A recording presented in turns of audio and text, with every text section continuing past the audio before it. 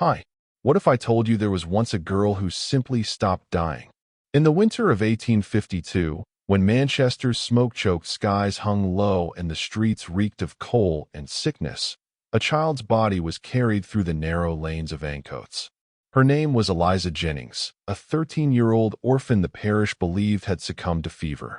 But when the undertaker came to seal her coffin, something impossible happened. Eliza's eyes opened.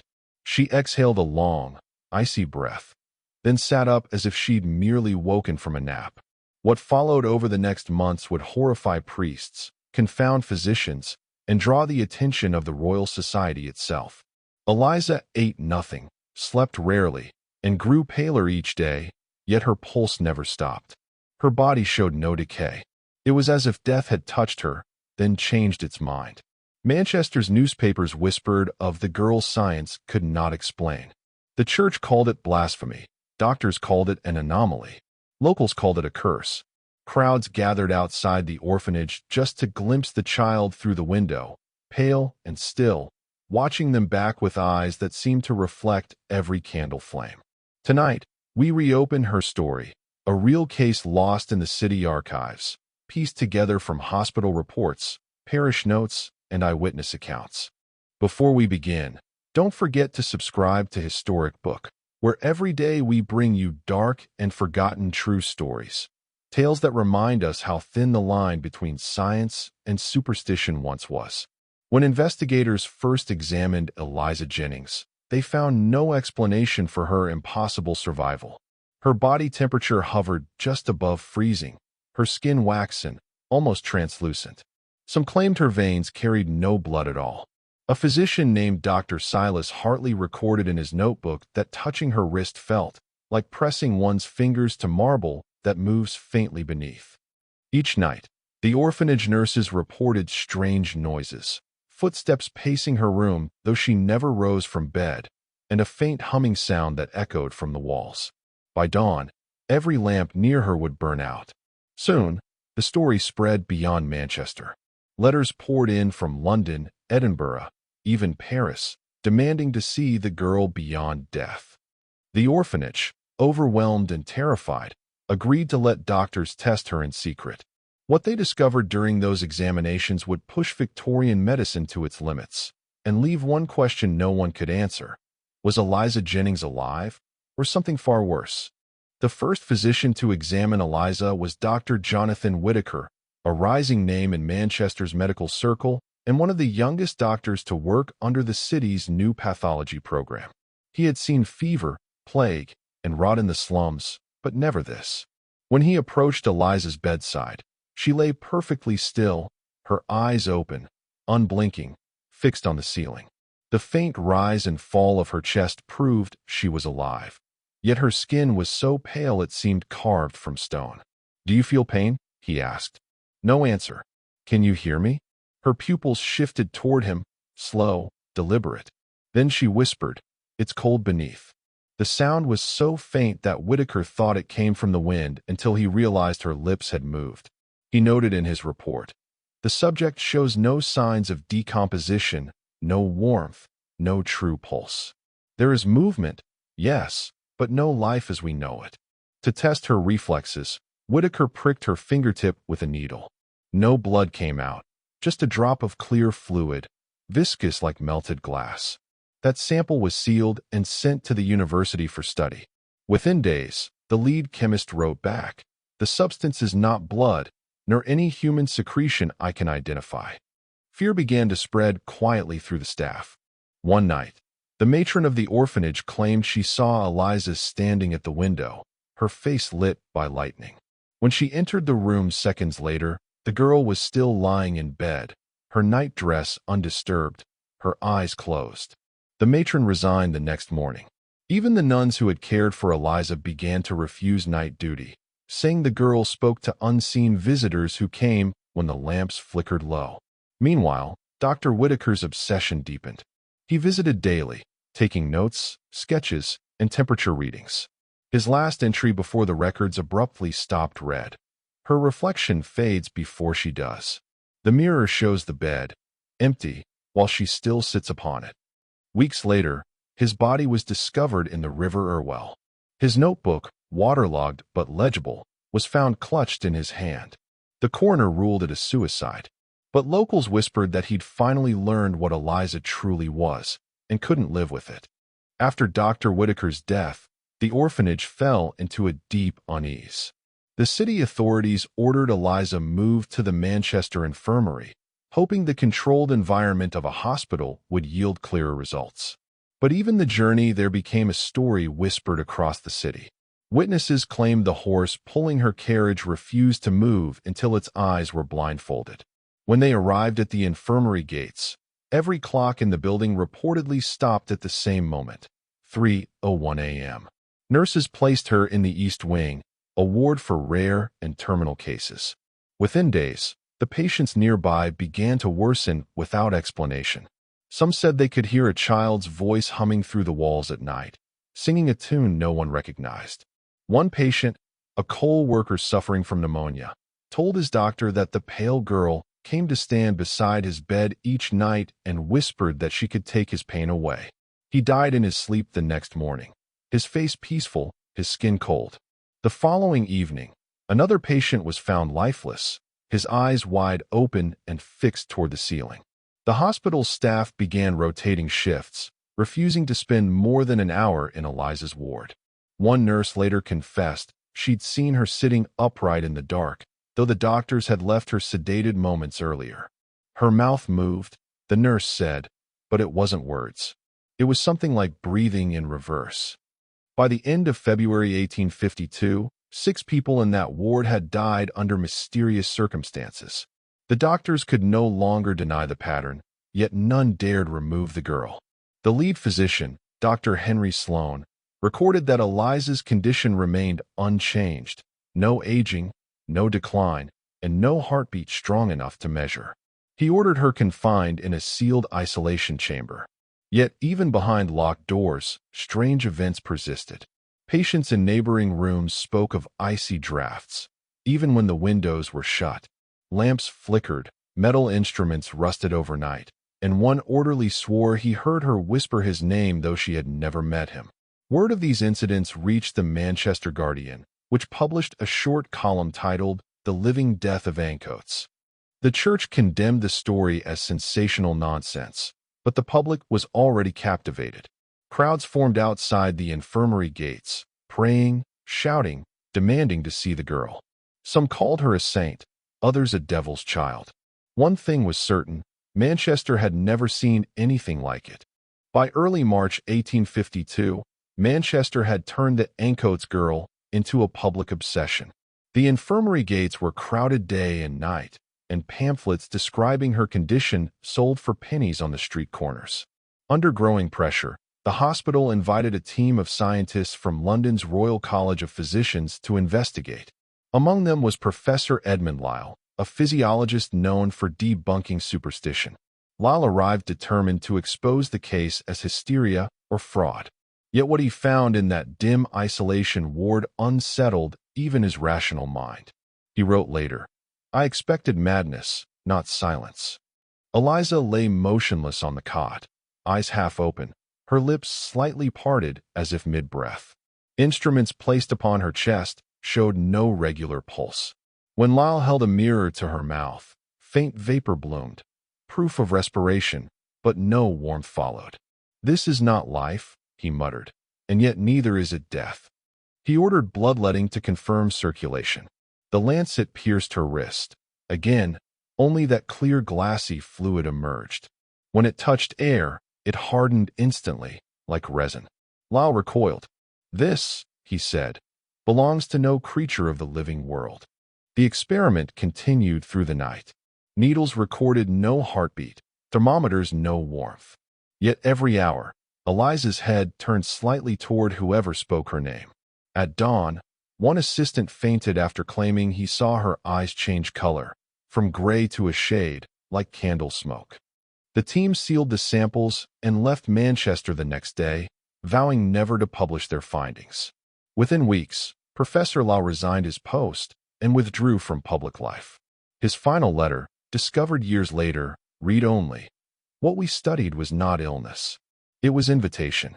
After that visit, the infirmary's atmosphere grew heavier. Even staff who had dismissed the stories began to whisper that the girl drained strength from the living. One nurse, Mary Ellison, described feeling her heartbeat slow whenever she entered the room, as though she borrowed it for herself. Reports of failing lamps and sudden chills multiplied, and in the records of March 22, 1852, a final note appears in the matron's careful handwriting. The girl has begun to smile. By the end of March, the city could no longer ignore the hysteria. The Manchester Infirmary was filling with onlookers, and church authorities demanded the unnatural body be moved out of holy ground. At midnight on the 27th th, a small convoy arrived to transfer Eliza to a government laboratory on the outskirts of the city. Rain fell in thin, slanting sheets. Thunder rolled across the mills. The attendants carried her wrapped in linen, careful not to meet her eyes. One swore later that her lips moved the entire walk down the corridor, whispering in a language that sounded like breath drawn backward. When they reached the courtyard, every gas lamp along the street went dark at once. Only the lightning gave light, flashing in slow, white bursts. For an instant, witnesses said the sheet around her face lifted, not from the wind but from within, like the exhale of someone waking. A horse reared, throwing its driver. The cart overturned. The attendants dropped the stretcher, and Eliza's small body rolled onto the stones. The surgeon on duty, trembling, said she was still warm, her chest barely rising. Then she opened her eyes. "You shouldn't have moved me," she said, perfectly calm. They carried her back inside, drenched and shivering, and locked the infirmary gates. By dawn, 2 orderlies who had touched her were dead. No wounds, no illness, only a strange gray pallor and the scent of ozone in the room. The remaining staff sealed Eliza's ward and recorded her as deceased to stop the crowds. Yet nurses reported seeing her shadow behind the frosted glass at night, pacing slowly. Parish records from April 1852 note that her body was removed for burial, but no grave location is listed. Instead, a final entry in the infirmary ledger reads, "Transfer complete. Subject 47, no pulse, eyes open." Within weeks, the panic subsided. The newspapers printed nothing further, and Manchester moved on, as cities do. But decades later, construction workers widening the infirmary cellar uncovered a small iron coffin with a viewing pane of glass at the head. Inside was a girl, perfectly preserved, eyes half open, a faint smile still on her lips. The foreman ordered it reburied in secret ground. And so ends the record of Eliza Jennings. The girl science couldn't explain, the orphan death couldn't touch. The story of Eliza Jennings might sound like a ghost tale, but to understand why people believed it, we have to step back into Victorian England's uneasy relationship with death. The 1850s were an age of discovery and dread. Medicine was advancing faster than people could comprehend. Scientists had begun experimenting with suspended animation, electricity, and even galvanic reanimation, shocking corpses to see if life could return. In public halls across Manchester and London, crowds gathered to watch these experiments, gasping as limbs twitched and eyes flickered open under the current. For the Victorians, the boundary between life and death wasn't certain. It was negotiable. So when rumors spread about a girl who neither lived nor died, people believed. They had seen too many miracles and too many horrors to dismiss it.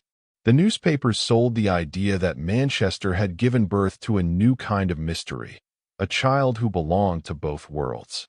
Some said she was proof that the soul could resist decay. Others whispered she was a punishment, a reminder that man's obsession with controlling nature always comes with a price. It wasn't science that terrified them. It was how close science was coming to the supernatural. Even official records from the period reveal a nation terrified of being buried alive. Dozens of patents were filed for safety coffins, devices fitted with bells, flags, and breathing tubes, so the dead could signal if they awoke underground. Physicians of the time wrote of death that is not death, a phrase used to describe catalepsy and deep coma, conditions that mimic the stillness of corpses. Against that backdrop, the The tale of Eliza Jennings didn't feel impossible. It felt plausible. Her story became the ultimate reflection of Victorian fear, that science could preserve the body, but never guarantee the soul's escape. When later generations uncovered fragments of her legend, faded newspaper clippings, a few hospital notes, they saw not a monster, but a mirror. A society obsessed with understanding life had accidentally created a myth about its own limits. Whether Eliza truly existed or not, her name became a whispered warning in hospitals and laboratories. Some things aren't meant to wake. Half a century after the girl vanished from Manchester's records, her name began to circulate again, this time among the growing spiritualist movement of the early 1900s. Across England, seances were no longer fringe entertainment. They were serious experiments into life after death. Mediums, scholars, and even members of parliament gathered in dark parlors to speak with what they believed were the dead. In one small society meeting held in London's Bloomsbury district, a researcher named Dr. Clara Henshaw claimed to have contacted a child who could not die. The spirit, she said, called herself Eliza of Ancoats and spoke in a slow, echoing voice that made the gas lamps tremble. Henshaw recorded every word. The spirit's message was simple but chilling. They buried me where the air still breathes. That phrase spread quickly through London's occult circles. Within months, newspapers revisited the legend, reprinting the old Manchester Guardian article that had labeled her the living death of Ancoats. Curious readers flooded libraries looking for hospital ledgers and burial maps. None could find them.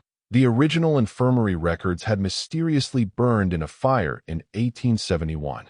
But what truly reignited the legend was a single photograph. In 1903, an amateur photographer testing long-exposure plates in an abandoned wing of the infirmary captured the faint outline of a girl standing beside a rusted hospital bed. The image, grainy and pale, seemed impossible to fake for its time. The photograph was examined by experts from the Society for Psychical Research, who ruled it inconclusive, but that didn't stop the rumors. Copies of the image appeared in penny press magazines under titles like The Orphan Who Waits and The Girl Science Forgot.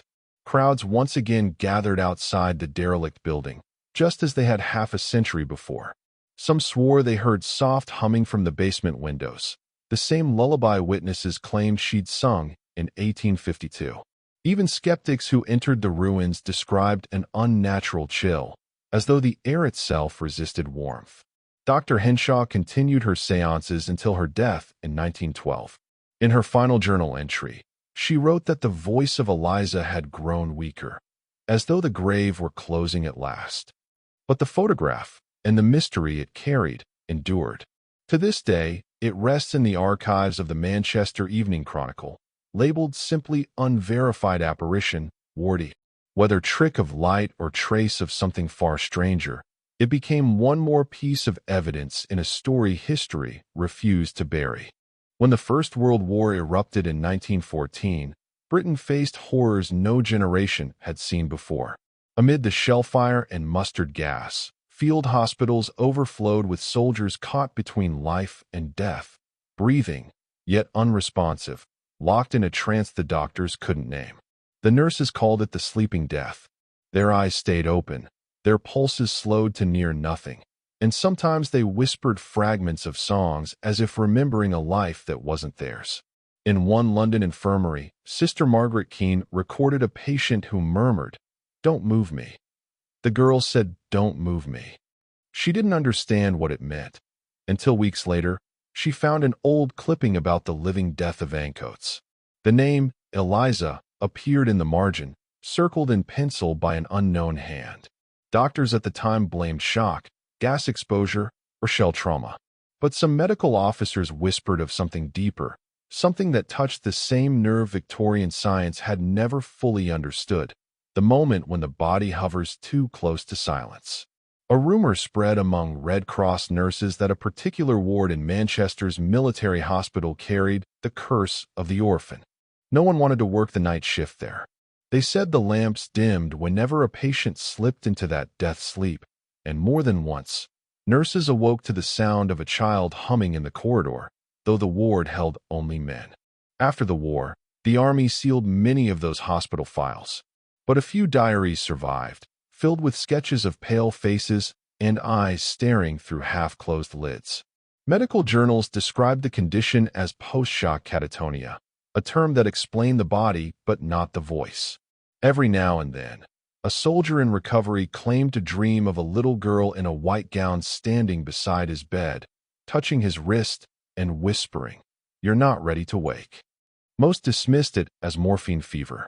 Yet for historians tracing the Eliza legend, those dreams looked like echoes, resurfacing wherever death lingered too long. By the 1920s, British newspapers revisited the story once more, connecting the strange cases to Manchester's forgotten past. One headline read, "Is she still waiting?" The article warned that science could keep finding new ways to preserve life, but might never escape the question that haunted the Victorians.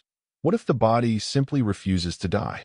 In quiet hospitals and shuttered wards, the legend of the girl science couldn't explain was alive again, breathing softly between fact and fear. By the 1930s, the world had moved from seances to cinema, and the legend of Eliza Jennings found new life in the glow of early film reels.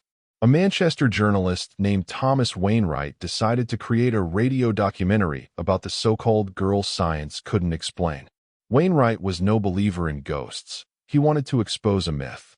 But during his research, he uncovered something strange. The Manchester Infirmary archives, thought lost in the fire, contained a single surviving ledger marked Ward E, Ancoats Division.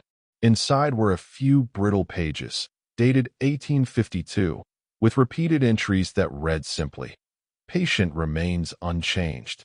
Do not move her." No name, no diagnosis, only a faint fingerprint pressed into the paper, as though someone had handled it before the ink dried. Intrigued, Wainwright brought a BBC crew to the site of the old infirmary, now half demolished and shrouded in scaffolding. The air was damp with coal soot and silence. As they set up microphones, one technician complained that the sound kept cutting every time Wainwright said the name Eliza. When they replayed the test recordings, there was a hollow static between the syllables, almost like a breath. Probably a wiring fault, the engineer laughed.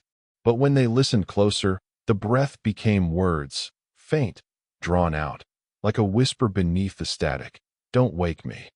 The BBC refused to air the program. The recordings were labeled corrupted, the tapes sealed and archived. But Wainwright couldn't let go. Months later, he convinced a small film crew to shoot a short documentary inside the infirmary's remaining east wing before it was demolished. The cameraman, Alfred Crane, kept a diary of the shoot, pages filled with small, shaking handwriting. "Lights flicker when we roll," he wrote. "Shadows move even when no one stands near them." When they developed the film, the crew found the final frame blackened, except for a faint outline of a girl in a hospital gown, facing away from the camera. Her figure was blurred but unmistakable. Crane destroyed the negative the next day, calling it a trick of light I never wished to see again. Wainwright disappeared from public life soon after. Friends said he'd begun sleeping with all the lamps on, afraid of silence. The unfinished film, later recovered from BBC archives, ends abruptly with his voice saying, "If this goes out, tell them she's still here." Then static.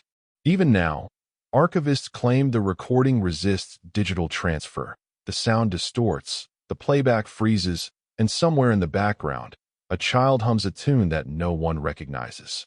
After the Second World War, science found new confidence. The atomic age had arrived, and men who could split atoms began to believe they could also master life itself. Across Britain and America, laboratories studied suspended animation, how to slow death, how to freeze the body between breaths. In 1949, a Manchester-born researcher named Dr. Alan Merrick published a paper on temporary cellular preservation that drew quiet controversy. He never mentioned Eliza Jennings by name, but he wrote of an anomaly first observed in the 1850s, involving a female subject whose organic decline had ceased without decomposition. The medical world dismissed it as poetic metaphor, until Merrick was found dead in his study, his face pale, his eyes open, and his heartbeat almost undetectable. For 2 days, doctors thought he was gone. Then, without warning, his pulse returned. He lived, but never spoke again. Among his papers were notes describing vitrified plasma and non-corrosive decay, phrases eerily similar to the old infirmary reports. Tucked between the pages was a hand-drawn diagram of a girl in a hospital bed. Labeled simply E.J. Merrick's assistants swore they'd never heard him mention those initials, but they recognized the handwriting. Shaky, deliberate, the same scrawl that appeared in an unsigned hospital ledger from 1852. When questioned, Merrick only repeated one phrase, over and over. "She's still breathing." The government quietly seized Merrick's research. Publicly, they called it a study of induced hibernation, but those who'd worked with him believed it was something else entirely, an attempt to rediscover whatever force had once preserved the girl science couldn't explain. Rumors spread that his experiments involved immersing cells in a cold saline suspension, keeping them between living and dying. Some said he'd succeeded, but the cost was terrible. After the tests, every lab animal he used remained unresponsive, eyes open, bodies unrotted, but utterly still. The project was shut down, sealed under the Official Secrets Act, and buried in government archives. Yet whispers persisted. A janitor at the Manchester lab told reporters, years later, that he'd seen something through the observation window, a figure lying under frost, small and motionless, with a faint trace of a smile. They said it was a specimen, he recalled, but it looked too human to be a sample. When the building was demolished in the 1970s, the basement was flooded with concrete. Some say that was to prevent leaks. Others, that it was to bury what should never have been found again. By the late 1970s, Manchester's old infirmary had been reduced to a skeleton of stone and iron. Urban explorers, historians, and the newly emerging psychical research groups began sneaking inside with tape recorders and flash cameras, hoping to capture something of the city's darker folklore. Among them was a small university team led by Professor Helen Ward, who specialized in the psychology of haunting, how stories leave emotional residue on the places that birthed them. She didn't believe in ghosts. She believed in memory made physical. But even she admitted that the East Wing ruins felt wrong. The air was dense, thick with soot, and something metallic. Her recorder clicked whenever she stood near the spot where the isolation ward once stood. They worked by torchlight, their breaths fogging in the summer air. Graffiti covered the walls, most of it crude, except for one phrase scratched repeatedly into the plaster. "Do not move her." Ward assumed vandals had copied it from local legends until her assistant found the same sentence in an 1852 ledger fragment kept at the Manchester Museum. The handwriting matched. When they played back their field recordings later that night, the group heard what sounded like faint humming beneath the static, slow, repetitive, almost like a lullaby. Every attempt to clean the audio only made it louder. The team returned a week later with better equipment and a BBC sound engineer who dismissed the earlier noise as interference from underground cables. Yet once inside, the torches dimmed again, and the engineer reported a sudden drop in temperature, nearly 15 degrees in less than a minute. The new recordings captured something stranger still, a brief voice, distorted but clear enough to send chills through anyone who heard it. 3 words repeated twice, "She's still breathing." Ward never published the findings. She retired soon after, saying only that some silences prefer to remain closed. When demolition finally began in 1982, workers uncovered a bricked-up stairwell leading to a small sealed chamber. Inside were rusted instruments, a broken iron cot, and glass panels clouded by time. No remains were found, but in the dust lay a child's hair ribbon, preserved as if untouched by age. The foreman handed it to the local museum, where it quietly disappeared from inventory a year later. Today the site is a car park, unremarkable and gray, but residents still talk about their radios crackling with static as they drive across it, and sometimes, if the night is still, a faint humming that seems to come from below. When the world went digital, the ghost of Eliza Jennings found new life. By the late 1990s, chat rooms, and early internet forums were filled with amateur historians digging into forgotten archives. Someone uploaded a scanned image of the 1852 infirmary ledger, the one marked Ward E. Within days, users began noticing strange distortions in the file. Every time the page was opened, faint smudges appeared in different places, as though a shadow leaned across the scan. The thread became viral before that word existed, titled, "The Girl Science Couldn't Delete." One university's server reportedly crashed while hosting the image. When it rebooted, its internal clock had reset to March 27, 1852, the same date the girl had supposedly been moved from the infirmary. Soon digital explorers were combing through public records, convinced they could piece together the truth. An anonymous poster, identified only as E.J. Witness, claimed to have photographs of the site before it was demolished, including one frame that showed a pale shape beside the iron cot. When other users asked for proof, the account vanished overnight. Even the cached pages returned blank, except for a single sentence in the metadata, "Do not move her." Mainstream media dismissed the online frenzy as an internet hoax, but something about it lingered. Journalists who revisited the story noticed that the hospital's last surviving architectural drawings were missing from the city archive. Others who tried to contact the E.J. Witness email received corrupted image files filled with white noise. When sound engineers processed that noise, they claimed to hear the same slow hum that had been captured on analog tapes decades earlier. It was only a frequency pattern, harmless data, but one shaped exactly like a human breath. By the early 2000s, the legend of Eliza had become digital folklore, a ghost born of code and memory, haunting both the city's past and the servers of those curious enough to look. And yet, behind every joke or conspiracy thread, there was the same quiet fascination that had haunted Manchester for more than a century.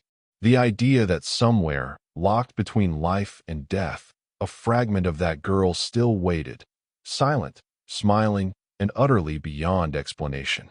In the 21st century, science began chasing the frontier the Victorians had only dreamed about, the borderland between heartbeat and silence. Across hospitals in Britain and the United States, neurologists placed sensors on patients who had technically died and been revived, searching for electrical echoes of consciousness. The data was startling. Tiny flashes of brain activity up to 5 minutes after clinical death. News outlets called it proof that awareness lingers. Researchers called it the afterburst. Internet storytellers, however, gave it another name, the Eliza pattern. The nickname came from a graduate student who, while compiling data at the University of Manchester, noticed that the faint electrical waves looked eerily similar to a century-old tracing once attributed to an unknown Victorian patient. She posted the comparison online with a half-joking caption, "She's still breathing." Within hours, the image spread across social media. People wanted to believe that modern machines had finally caught up with an old ghost. Talk show hosts debated whether human consciousness could remain suspended, a living echo trapped between worlds. Scientists dismissed the comparison as coincidence, but the resemblance was unnerving. Two jagged lines of light, 100 years apart, pulsing in the same rhythm. Even skeptics admitted the symmetry felt like a fingerprint left by time itself. The fascination pushed laboratories deeper into questions that sounded less like medicine and more like metaphysics. Could the mind pause without decaying? Could memory survive in stasis? In interviews, some researchers confessed that their real fear wasn't dying. It was discovering that death was never absolute.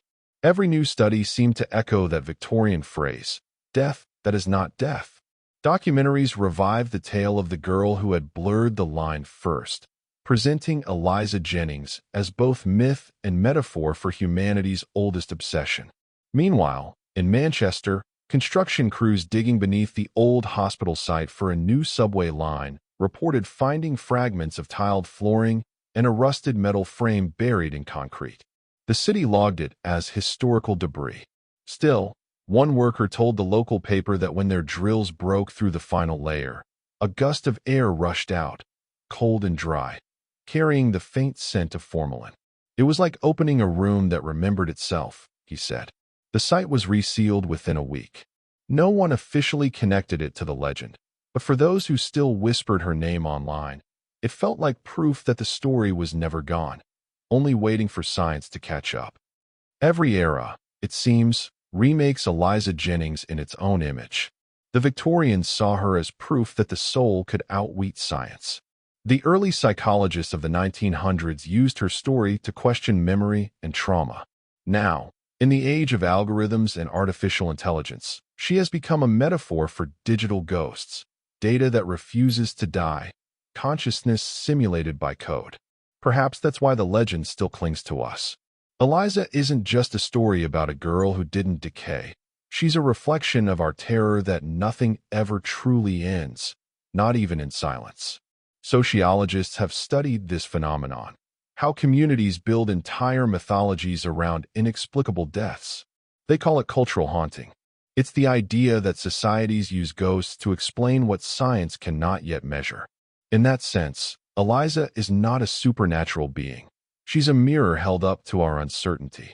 Still, there's something more unsettling beneath that logic.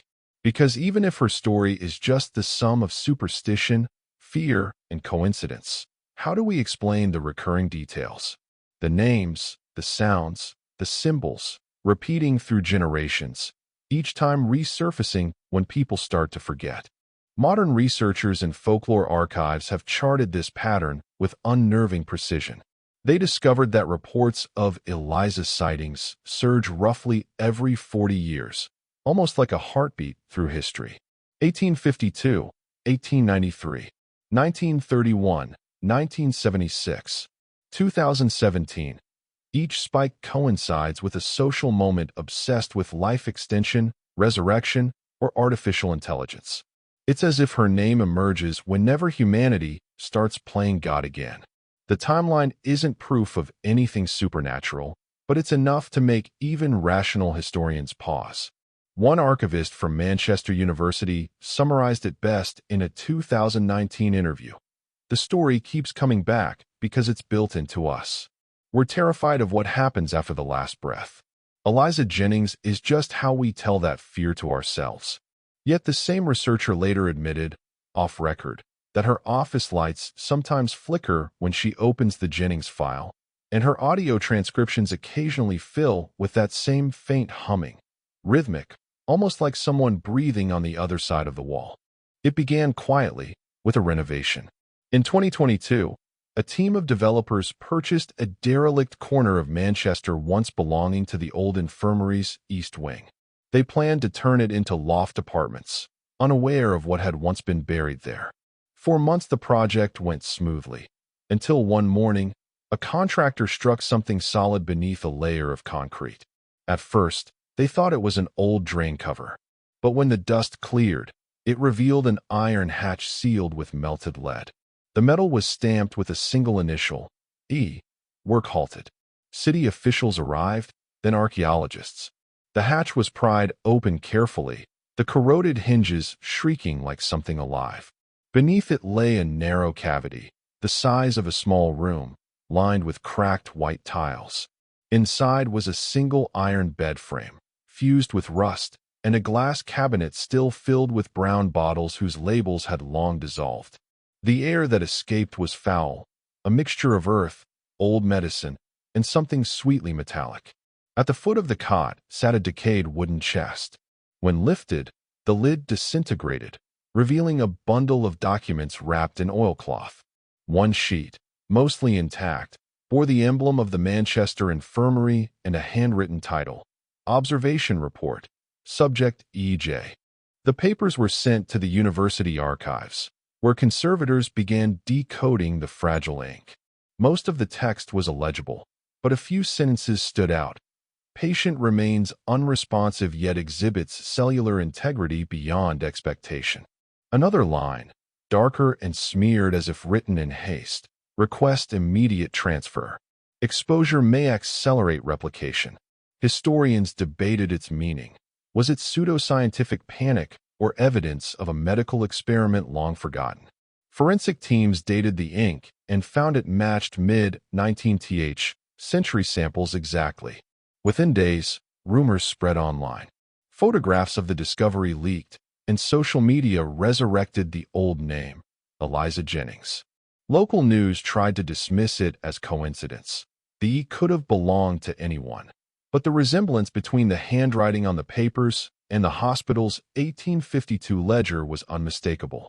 Journalists flocked to the site, only to find the hatch sealed again under police order. The developers abandoned the project soon after, citing structural instability. But residents nearby reported something stranger.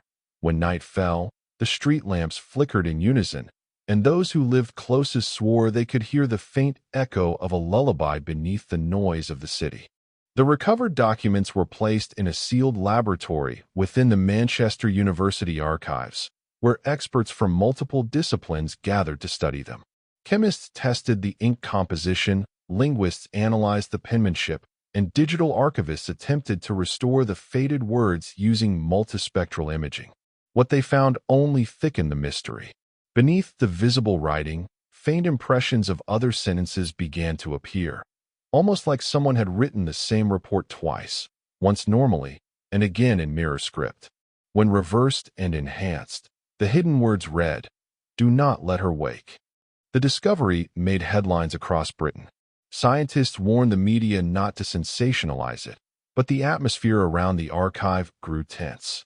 Electrical surges began interrupting equipment, temperature sensors malfunctioned, and a faint humming noise could be heard during late-night testing. The archivists blamed old wiring.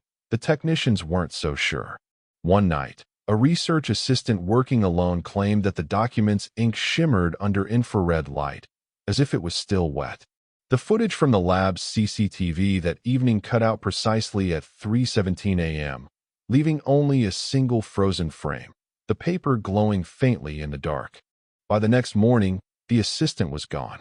His coat, phone, and ID badge remained on the chair, but there was no trace of him leaving the building. Police reviewed the footage repeatedly, but every camera in that corridor had glitched at the exact same moment. Officials labeled it an unrelated disappearance, though off-record. Some staff resigned immediately afterward. The archive was temporarily closed, and the EJ documents were transferred to a government facility outside London for further preservation. They were never seen again. Still, whispers continued among those who'd handled the papers. A chemist later told a journalist that the ink contained trace elements of mercury and formalin, chemicals once used in early experiments on tissue preservation. The handwriting, she said, wasn't just shaky, it was inconsistent, as if written by two people trying to imitate each other. The last legible line on the final sheet read, "The body does not yield to time." It was signed, faintly but unmistakably, with the initials EJ. A month after the archives were sealed, freelance journalist Daniel Harrow began investigating the disappearance of the EJ papers. He'd spent years covering cold cases, but something about this story clawed at him. The secrecy, the vanishing assistant, the inexplicable malfunctions, it all felt wrong. He filed Freedom of Information requests that came back half-redacted, the few legible lines repeating phrases like biological anomaly and classified specimen retrieval. The language read less like history and more like containment protocol. Daniel's sources inside the university warned him to stop digging. "It's not a ghost story," one whispered. "It's an infection." Still, he persisted. One night, he broke into the condemned East Wing site, armed with only a flashlight and recorder. The building was silent except for dripping water and the distant hum of the city. In the rubble, he found fragments of tile identical to those described in the reports, along with a rusted tag that read Wardy. When he turned the tag over, a faint engraving caught the beam of his light, EJ 1852. Moments later, his recorder picked up a distortion, a pulse-like rhythm between static bursts. It wasn't random. It matched the pattern of a heartbeat. Daniel left the site shaken but exhilarated. He uploaded the audio to his computer the next morning, only to find the waveform corrupted, its title automatically renamed to Do Not Move Her.wave. Over the following weeks, his health began to deteriorate. He reported vivid dreams of the infirmary, of a girl standing at the foot of his bed, her eyes open but unmoving. His colleagues dismissed it as burnout, yet his final article draft, never published, was found in his flat after he vanished. The text was fragmented, repetitive, like someone typing in delirium. The last readable sentence simply said, "She's not dead. She's waiting." Police ruled his disappearance voluntary, but when investigators examined his laptop, they found it still recording through the microphone. The final 30 seconds contained a faint female voice, whispering beneath the static. Audio experts disagreed on what it said, but those who listened closely swore it sounded like breathing, slow, steady, and impossibly alive. The file ended with a single, sharp click, as if someone had pressed stop. Within weeks of Daniel Harrow's disappearance, his recordings leaked online. The audio, just a low pulse beneath static, was dissected by millions. Reddit threads, podcasts, and YouTube investigators turned "Do Not Move Her" wave into a worldwide phenomenon. Some slowed it down, claiming they heard words hidden in the hum. Others layered the frequencies and found rhythmic spikes that mirrored the human respiratory pattern. Overnight, Eliza Jennings became a digital haunting, part folklore, part conspiracy, part contagion. Hashtags spread like wildfire. Hashtag the Manchester Girl. Hashtag EJ1852. Hashtag the breath that never stopped.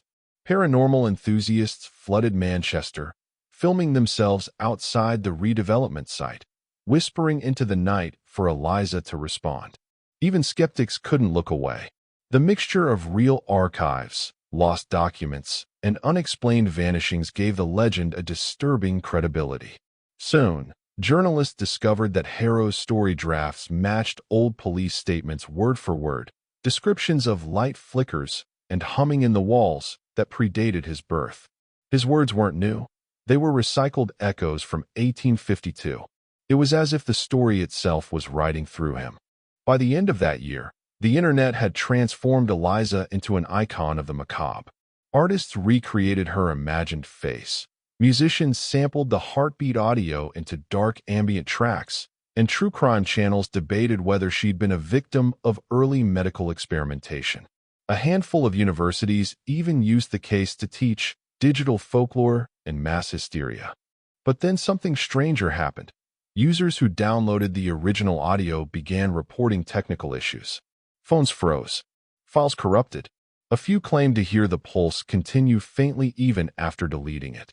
In one viral live stream, a host mocked the legend until her studio lights flickered and her microphone captured a sound that made her blood run cold. Breathing. Not through the speakers. Right behind her. She stopped broadcasting that night and never posted again. Authorities dismissed it as coincidence, yet her viewers couldn't shake what they'd witnessed.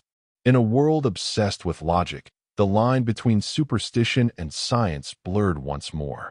And through it all, the whisper of that name, Eliza Jennings, kept finding its way back into headlines, files, and dreams, like a pulse that refused to fade. I arrived in Manchester on a gray, rain-heavy morning, the kind of day that made the city feel older than it was, as if time itself sagged beneath the clouds. The former infirmary site was quiet now, fenced off, covered in scaffolding, the beginnings of another apartment block rising where Ward E once stood. I wasn't supposed to be there, but when you've chased a story this far, rules stop mattering. I slipped through a gap in the fence, my recorder running, the air thick with dust and damp earth. The foundation smelled faintly of chemicals, like something had been washed away but never forgotten. Deep beneath the new concrete, I found an exposed portion of tiled flooring, mottled white and green. My flashlight caught the faint outline of an engraved letter. E. I crouched down, tracing it with my gloved hand, feeling the chill of the stone through the fabric. The air grew colder, unnaturally so, my breath forming quick clouds. And then, beneath the hum of distant traffic, I heard it. The sound I'd dismissed as urban legend for months, a slow, deliberate rhythm. Breathing, somewhere beneath my feet. Not mechanical, not imagined. Human. I froze. The sound grew louder, steadier, echoing through the slab like something trapped just below the surface. My instinct screamed to run, but something else, something older, held me still. I lifted my recorder closer to the floor, whispering her name once, softly, Eliza Jennings. For a moment, nothing. Then, a faint reply. It wasn't words, but a vibration, like air shuddering with intention. My flashlight flickered twice and died. In that sudden dark, I swear I felt warmth rising from the ground, a pulse brushing against my palm. When the light returned, the mark on the tile had changed. The engraved E now looked smeared, as if the stone itself had shifted. My recorder kept running, but later, when I played it back, there was no sound, not even static. Just silence. Yet my heartbeat on the audio monitor pulsed in perfect rhythm to the timestamp, even during the moments when I wasn't moving. I left before dawn, but something in me stayed behind. In the days since, my phone screen flickers at night. Sometimes, when I close my eyes, I hear breathing again, slow, patient, waiting. Sometimes, I play back the recordings from that night, just to remind myself it really happened. There's nothing there. No hum, no voice. Only silence, so deep it feels like pressure. But when I turn the volume all the way up, I can hear something beneath it. Not sound exactly, more like the shape of sound. The suggestion of a breath half taken. Science would call it interference. Faith might call it a haunting. I've stopped trying to decide which it is. Because maybe Eliza Jennings was never just a girl. Maybe she was a question, one that refused to die when her body did. A question about where life truly ends, and whether we ever let go of what we try to understand. Every experiment, every excavation, every digital whisper, each one drags her back into the light. And every time we do, she seems to look back. Not with anger, not with malice, but with recognition. As if she's been waiting for us to arrive at the same conclusion the Victorians feared, that death isn't silence. It's memory. And memory never sleeps. They've since rebuilt over the site, steel and glass swallowing what's left of Ward E. People walk their dogs there, buy coffee, park their cars, unaware of the air still breathing beneath them. But sometimes, on cold nights, when fog rolls through the streets, locals say the lampposts flicker in sequence, 3 times, pause, 2 times. The same rhythm heard on the recordings. Children call it the breathing lights. The city calls it faulty wiring. The truth lies somewhere in between. I still get messages from viewers asking if Eliza Jennings was real. I tell them she was, in every way that matters. She was the sound of science crossing a line, the echo of fear preserved in glass, the whisper carried through wires and time. Maybe that's all a ghost ever is, a story we've told too many times for it to stop existing. So if you ever find yourself in Manchester, near the place where the fog hangs heavy, stop and listen. If you hear it, the slow, steady breath under the pavement, don't be afraid. Just remember, some histories don't stay buried. They wait for someone to listen.